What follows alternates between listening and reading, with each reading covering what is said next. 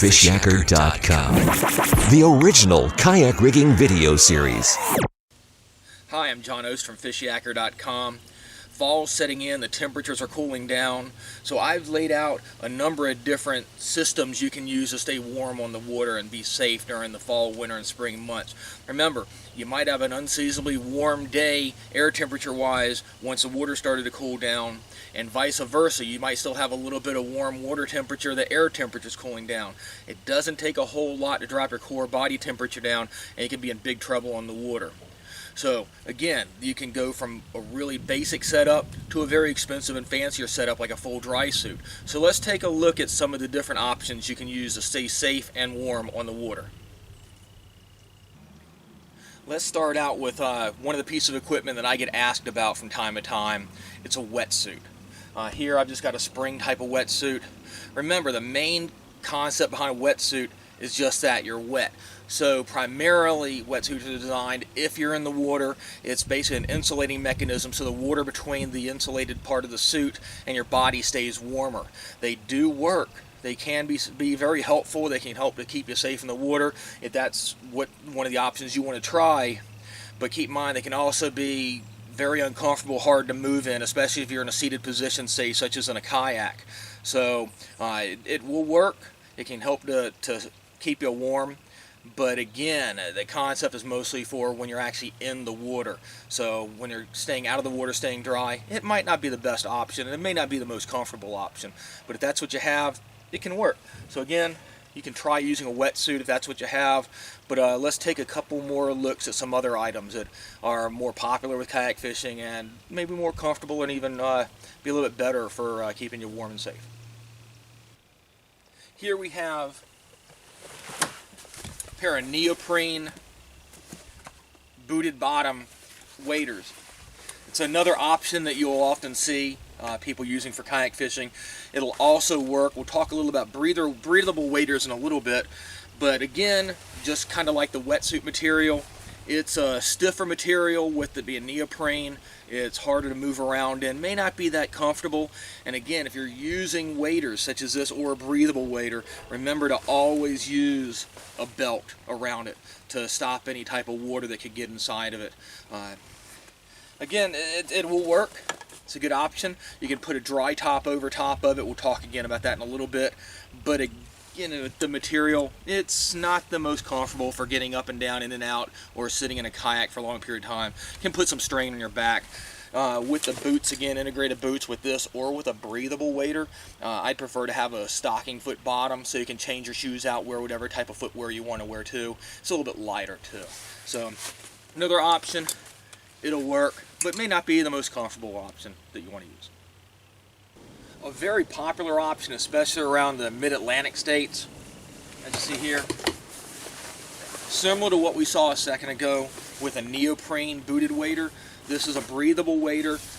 It's a lot lighter, flexible material, a lot more comfortable, very similar in material and makeup than your dry pants that we'll look at shortly.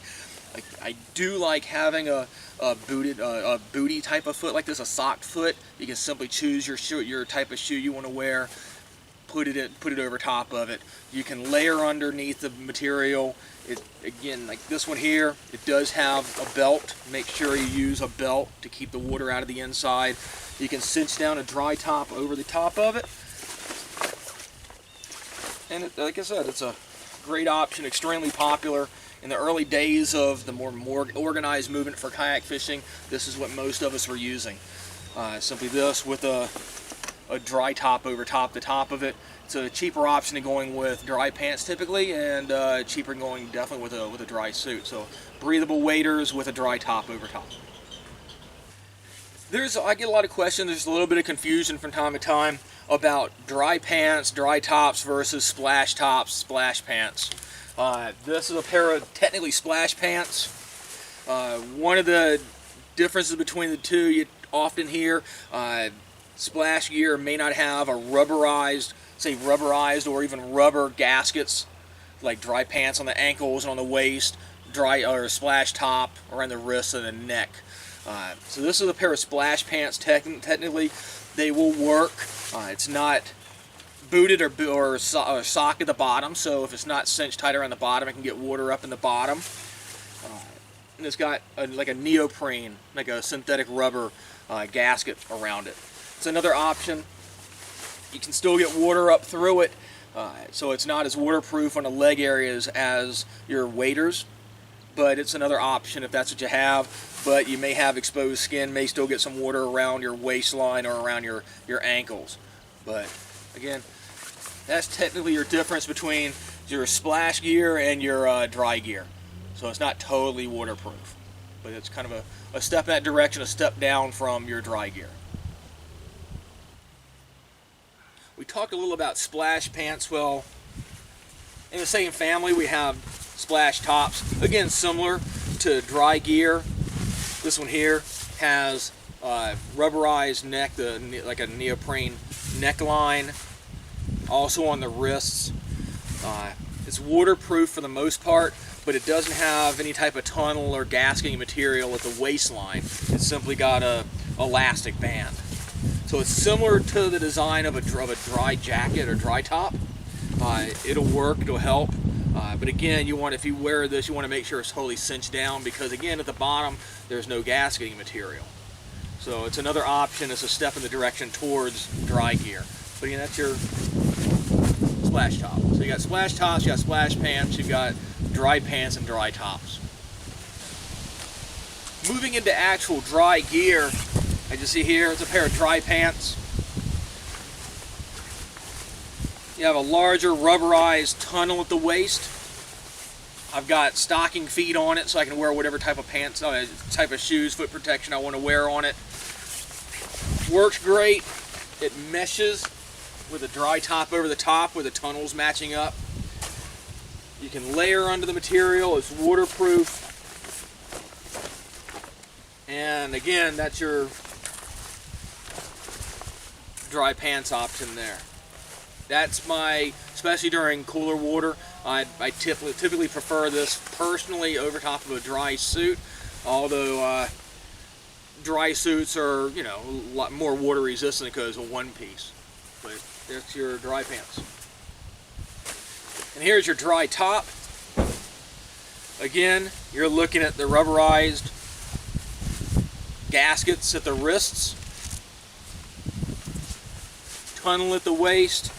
There's an inner and an outer tunnel area, so you can tuck one inside of the dry pants and then the outer around and then cinch down to keep a better connection there and keep it more waterproof. Neckline again, gasketed.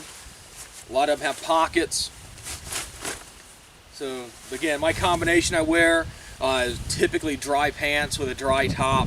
I can layer underneath of them. I can wear gloves. I can wear boots over top of them. I can, wear some over top. Remember though, if you're on the water though, remember the saying, cotton kills. So try to wear wicking material that'll breathe, that doesn't absorb water. So that's the key. And remember, anytime you go out in the water, especially during the winter time, make sure you always have a life jacket on, because none of this even really helps you if you don't stay on top of the water. So try to stay as well dressed as you can based upon your budget. Stay safe. Try to avoid the water as the air temperature and water temperature drops if you're not well protected, and always keep that PFD on. Again, if you have any questions, feel free to take a look at fishyaker.com, shoot me an email, and thanks for watching.